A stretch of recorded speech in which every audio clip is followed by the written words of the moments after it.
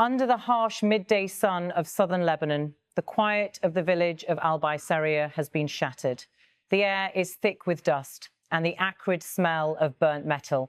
Moments ago, an Israeli airstrike struck a civilian vehicle on a narrow street lined with modest homes and olive trees. Now, dozens of villagers rush toward the smouldering wreckage, their voices rising above the crackle of fire and the echo of distant drones still circling overhead. A man shouts orders, urging others to keep back, but the crowd presses forward. Mothers pull their children away from the debris, while young men lift twisted fragments of the vehicle, hoping to find survivors or at least the remains of those inside. Smoke curls into the sky, mixing with the cries of disbelief. One man, his hands blackened by soot, points at the crater in the asphalt, his voice trembling as he repeats, "This is where it hit." They didn't even have time to get out. For residents here, this is not an isolated event. The people of Baisariyeh, a village just a few kilometers from the Israeli border, have lived for months under the constant threat of airstrikes, as clashes between Hezbollah and the Israeli military have intensified since the Gaza war reignited regional tensions. Every explosion, every plume of smoke feels like a warning of something larger to come. As the camera pans across the scene, we see what remains of the vehicle, its roof torn away, the engine block hurled meters from the chassis. A piece of scorched metal lies across the road, engraved faintly with what might have been a license plate. Nearby, a man kneels beside a pool of darkened earth, whispering a prayer under his breath. The sound of a distant ambulance wails through the village, echoing between the hills. Moments later, the Lebanese civil defense team arrives, weaving through the gathering crowd. They begin to cordon off the area, their uniforms marked with soot and dust. A rescuer lifts a fragment of glass and shakes his head. There's no sign of life. Villagers murmur that two people were in the vehicle, one of them possibly a local mechanic known for repairing farm trucks. There is confusion, fear, and disbelief. A young man, his face streaked with tears and sweat, shouts into a phone, "Tell them it was a drone. Tell them it targeted a civilian car." His words spread quickly through the crowd. Within minutes, the story will make its way across Lebanon's media networks, framed as yet another example of what locals call Israel's creeping war, a campaign of targeted strikes deep inside Lebanese territory. In Beirut, the Lebanese government has repeatedly condemned such attacks as violations of sovereignty. Officials say these airstrikes not only risk escalating into full-scale conflict, but also destabilize communities already on edge. Hezbollah, whose strongholds stretch across southern Lebanon, vows retaliation after every strike, though responses vary from limited rocket fire to precision-guided attacks on Israeli positions. As the camera captures a wide shot of the scene, villagers stand in stunned silence. Only the wind and the faint hum of electricity from damaged wires fill the air.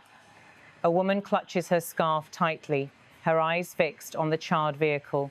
"They said it was one car," she mutters, "but it could have been any of us."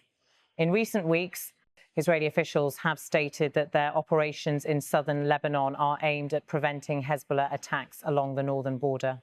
According to Israeli military briefings, many of the strikes target what they describe as imminent threats vehicles suspected of carrying rockets, surveillance equipment, or armed operatives. But human rights groups and local authorities argue that such actions blur the line between military targets and civilian life. On the main road leading out of Baisariyeh, a large yellow and green sign bearing the logo of Hezbollah stands.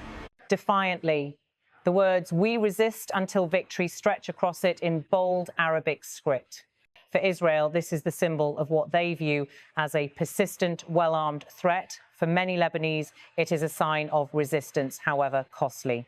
The video's final frames linger on that image: a quiet highway, a Hezbollah sign, and the smoke still drifting from the village below. The contrast is stark: calm above, devastation below. The voiceover continues, offering perspective. The strike in Baisariyeh follows a series of escalating incidents across the southern front. Just days earlier, Israeli jets bombed suspected Hezbollah observation post near Nabateh. In response, Hezbollah launched short-range missiles into Israel's Galilee region.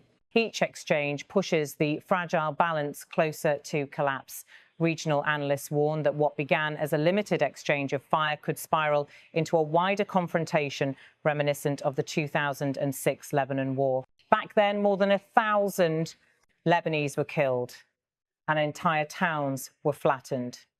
Now, nearly 2 decades later, the fear of history repeating itself hangs heavily over the border villages. Residents describe a daily rhythm of dread, the early morning buzz of surveillance drones, the nighttime flashes on the horizon, and the sudden thunder of warplanes overhead. Shops close earlier, schools have moved classes online, and farmers hesitate to work their fields near the border. In Baisariyeh, life pauses once again. A bulldozer arrives to clear debris, its operator maneuvering carefully to avoid scattering what little remains of the car. Civil defense personnel gather the fragments, photographing and cataloguing each piece. Their report will later be added to the growing archive of incidents documenting the toll of Israel's ongoing campaign in Lebanon. For Beirut and Jerusalem alike, these strikes are part of a dangerous chess game, each move calculated, each response measured, but with civilians caught squarely in the middle. In Tel Aviv, Israeli military spokespeople insist that the targets are linked to Hezbollah's missile logistics. We will act wherever threats emerge, an Israeli spokesperson recently said, emphasizing that the army holds the Lebanese government responsible for all activities launched from its territory. Back in Baisariyeh, villagers begin to sweep the road. They gather pieces of shattered glass, burnt plastic, and human remains in silence.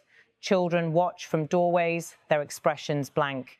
For them, this has become normal. The sight of wreckage is no longer shocking. It is part of daily life. A man in his 50s, his hands trembling as he leans on a stick, looks directly into the camera and says quietly, "This is how wars start." One strike after another, and then the world wakes up too late. The voiceover transitions to a broader reflection. Across the Middle East, tension is rising on multiple fronts: Gaza, the Red Sea, the Syrian border. Lebanon's fragile political system is under renewed strain as the conflict threatens to spill over.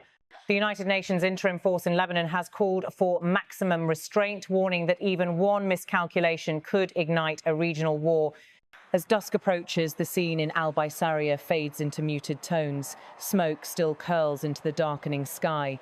The voices have quieted. Only the sound of wind and distant sirens remains.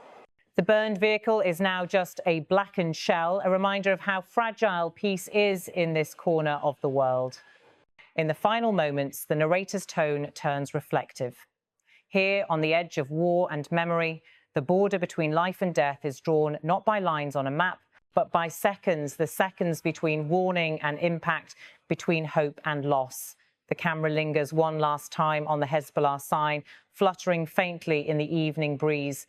Below it, the people of Baisariyeh return slowly to their homes, carrying the weight of yet another strike, one more in a series that Lebanon fears may be only the beginning. As the screen fades to black, the voiceover concludes softly. In southern Lebanon, every explosion echoes across generations. The world watches, but for those who live here, the war never truly ends.